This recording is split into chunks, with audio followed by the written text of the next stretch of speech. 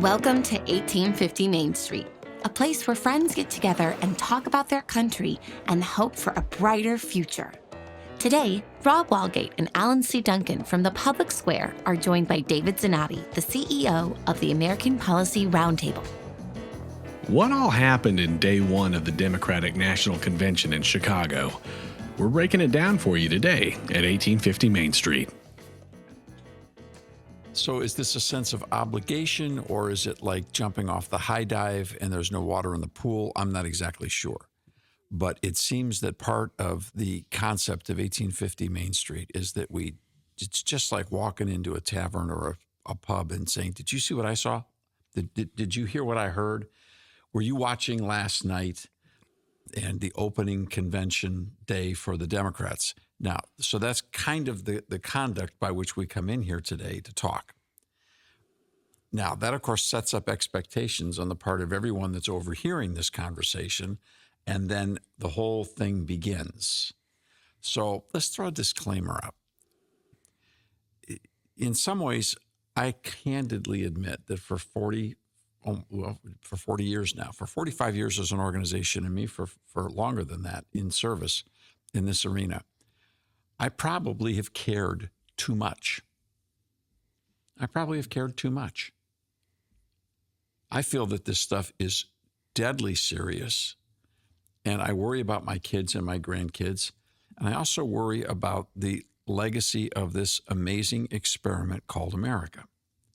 For me, America is life and death. I recognize most people don't look at it that way. But I also have to be candid and say that I have an extraordinary bias against the existence of these two political parties from studying American history for my whole adult life. Actually, from my junior high school, from the 9th grade life. Our country is like the accounts of miracles that were needed during the New Testament, where Christ would walk by and see someone who'd been afflicted for a lifetime and ask them, do you want to be healed? Or have you grown so used to being infirmed that you really don't remember what it would be like to be healthy anymore? Because I will tell you that what I saw last night and what I saw a few weeks ago in both conventions, I look at this and I say, there's something wrong there. There's something seriously wrong with what we're experiencing right now. And it's not getting better. I don't think it's getting better. And maybe I missed it last night. I watched as much as I could. I fell asleep there for a while. Did you see James Taylor? I didn't. Did he go after Biden? They cut him. I figured they had to cut somebody. And I knew, well, they kept. Yeah. The RNC did not cut Kid Rock. So no. I thought the RNC was going to cut Dana White on the intro, because they were running by him. But then the DNC was running so far behind. And I'm like, my goodness. They kept listing at the bottom of the screen, speaking tonight. I'm like, how are all these people going to speak tonight? I'm like, the math doesn't work. But I guess to your point, Dave, the humanity of it all, in the sense that we're less than 6 weeks removed from one political candidate, the attempt on his life of being assassinated. So I didn't hear any, hey, I thought there would be some, hey, we're glad you're safe. We're glad you're okay.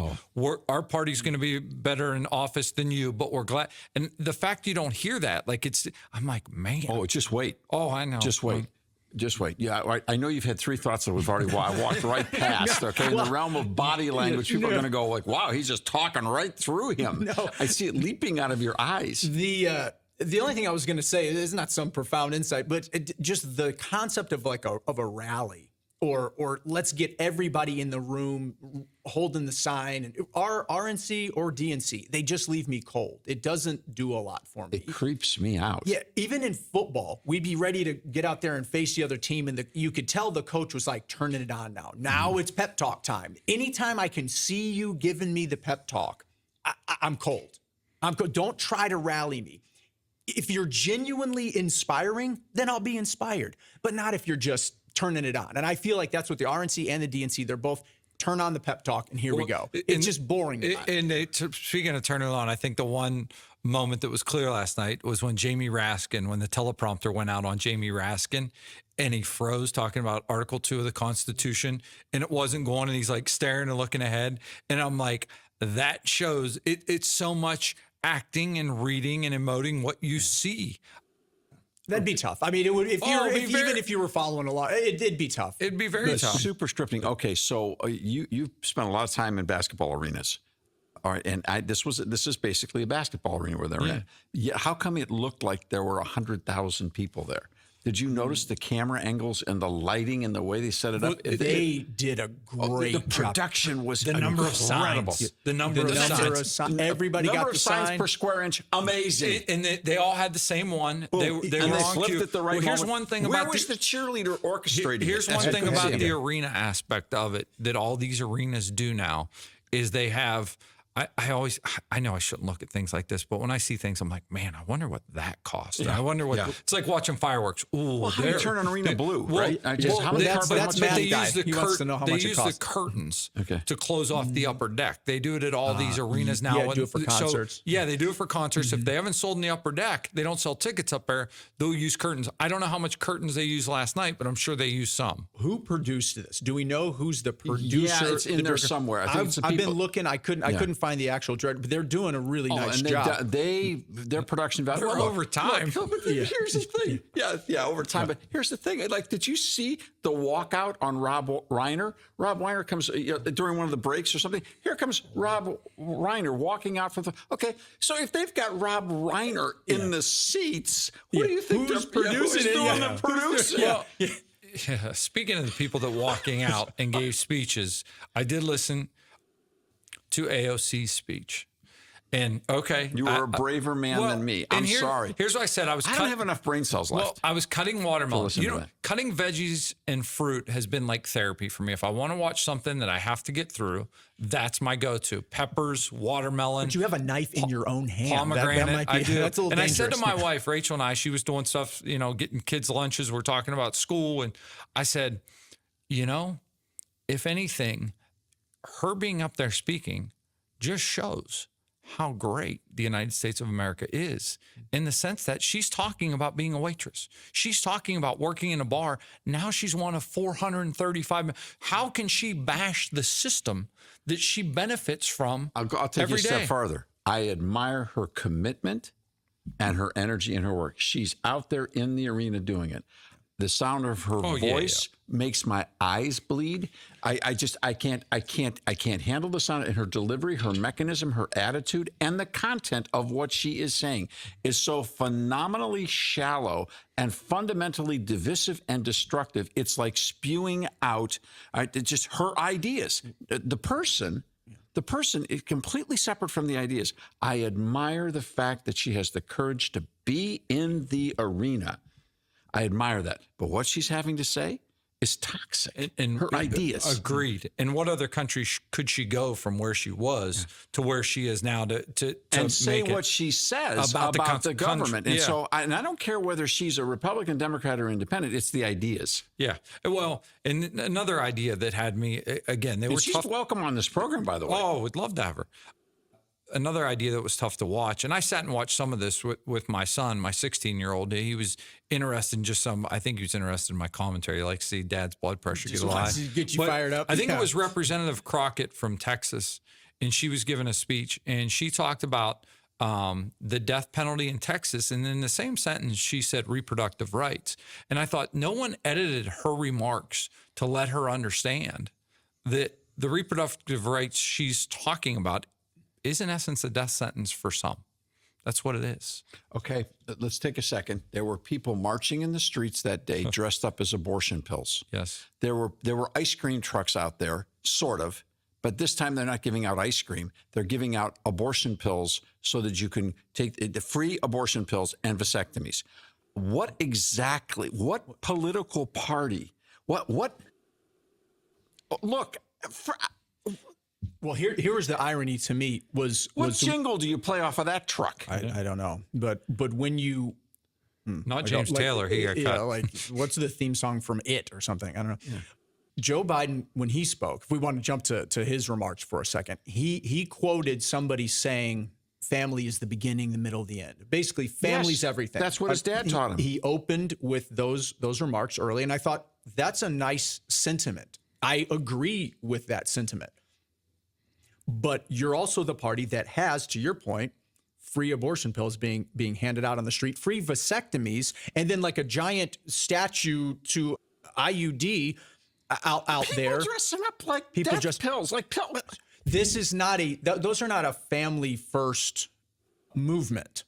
You know, maybe there's a medical reason why you may need a vasectomy at some point. I don't know. I'm not talking about exceptions or anything like that. I know people who've had this procedure. I'm not trying to judge them, but those are all going in one way. Those are birth stopping things, and you're in a country that's not reproducing itself. Yeah.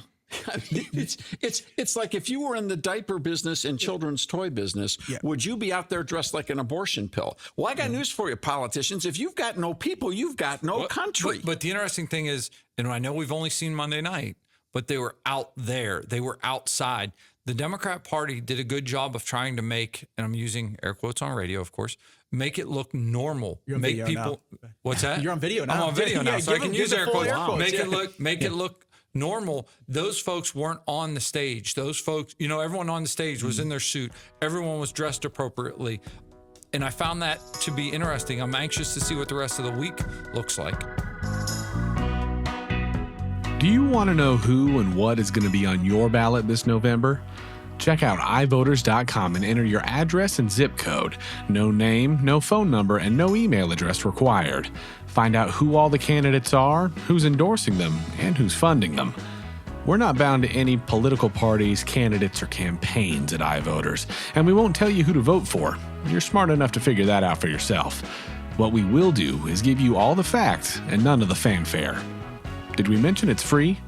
Free minds, free speech, free agents. iVoters.com, a public service of the American Policy Roundtable.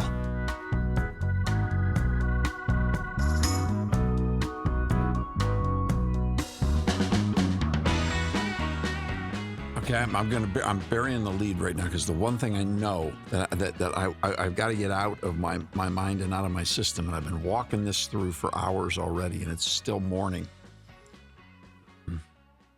Looking at both these conventions, both these conventions, the production, the behavior, the music, the processing, all of it.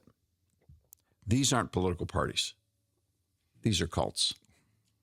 If these were religious leaders on the platform, they would be soundly condemned across the culture 100, as cults. 100%. These are cults. When I watched the people, when Kamala Harris made her brief appearance on stage, I watched the euphoria.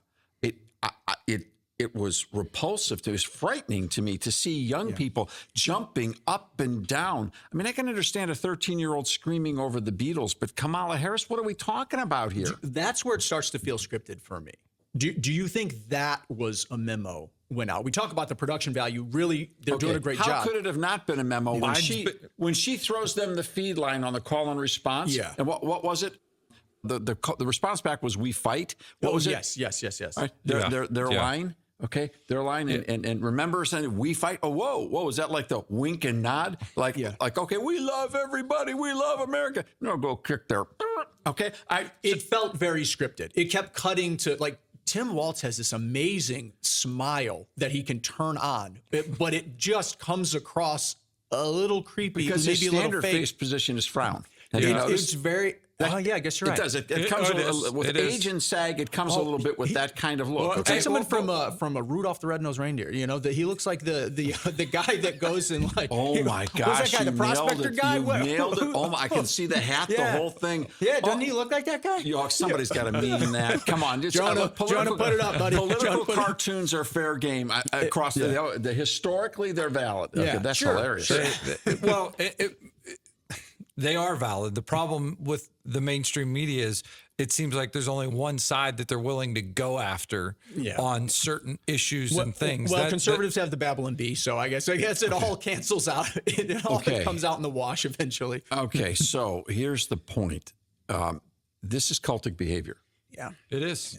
This is non-thoughtful and it's completely non-productive. And it is designed to incite people. And the people who are going to yell and scream about this and about this particular communication that we're doing, they're going to be people who are afraid that Donald Trump is not going to win the White House. Or they're going to be people who are going to listen and who we've triggered their triggers. There's something seriously wrong when our answer to our frustration is kill innocent unborn children. There was a point where there was almost an attempt to dignify the privacy of the fact that abortion should be safe, legal, and rare. Now it should be enshrined, absolute, and celebrated.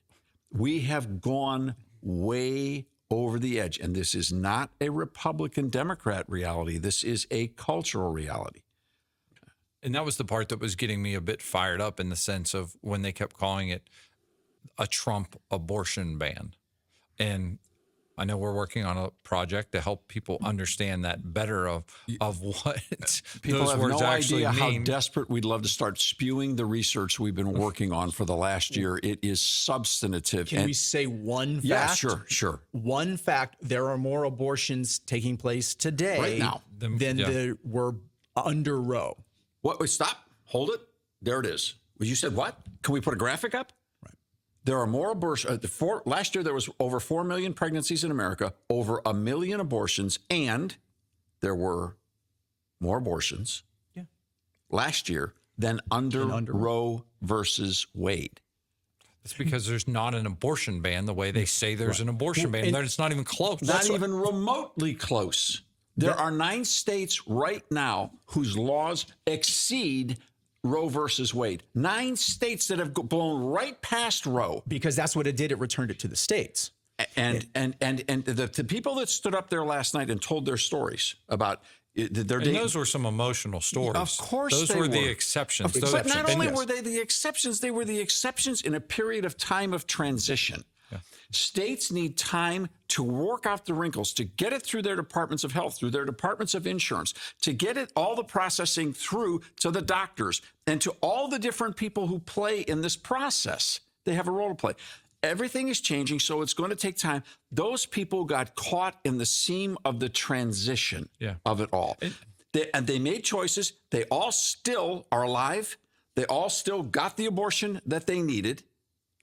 And in one, if not two of the stories, it sounded like miscarriage care. It wasn't even an abortion. That's the problem, too. Words don't mean what people say. 3 out of 1 million instances, they strain 3. And the statistical reality is that less than 1% of all abortions even fit into that category to start, which is roughly 10,000 cases a year, which can truly be worked through. And we're working through it. They got caught in a seam. And it's tragic. They suffered. Sure. They suffered. Real stories. But to try to build that into an enraged, cultic, nonsensical reality saying that therefore we must do what?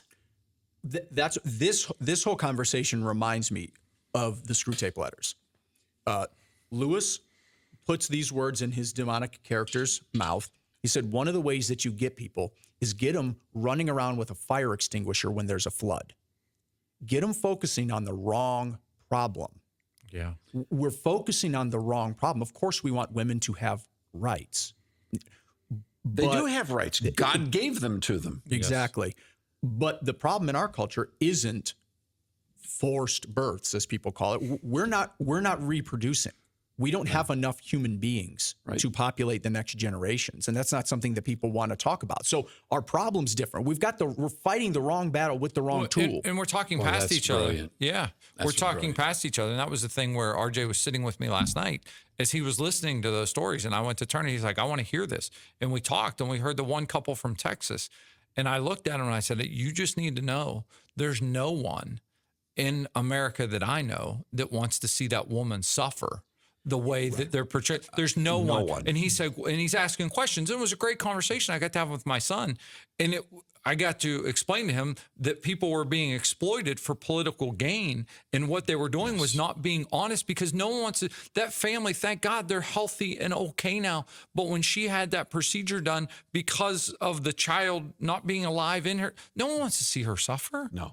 And here's the thing. There's no state in the union that prohibits abortion in regards to the life and physical health of the mother. None. Zero. There's not a single ban in any state on that. There never has been.